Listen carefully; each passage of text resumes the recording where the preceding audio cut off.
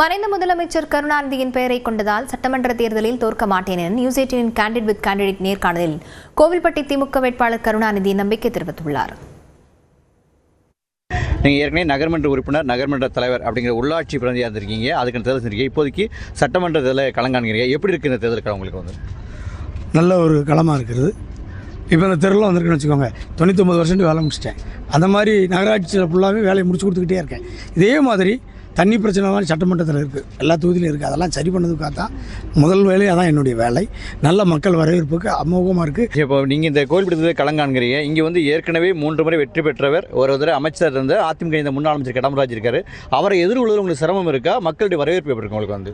அதாவது அவர் அண்ணாச்சி பெரியவர், வயசுக்கு மூத்தவர், அவ்வளோதான்.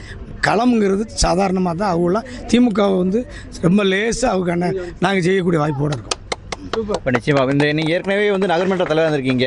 நம்ம இதெல்லாம் செய்ய முடியல, இப்போ எம்எல்ஏ வந்து இதெல்லாம் செய்யணும் அப்படின்னு நினைக்கிற திட்டங்கள் என்னென்ன வச்சுருக்கீங்க? இன்னும் ஏகப்பட்ட திட்டங்கள் இருக்குது. உங்களுக்கு ஆளுங்கட்சி எம்எல்ஏ இருந்தால் தான் எல்லாம் வாங்க முடியும். இது எல்லாம் நடப்பு. அதனால் ஏகப்பட்ட கொள்கையோடு உட்காந்துருக்கேன். வாங்கி கொடுத்துட்டு உங்களுக்கு சொல்கிறேன். தலைவர் பேர் கொண்டு நான் தலைவர் தோக்காத மாதிரி நான் அவர் பேரை காப்பாற்ற தோக்க மாட்டோம். ஜெயிப்போம்.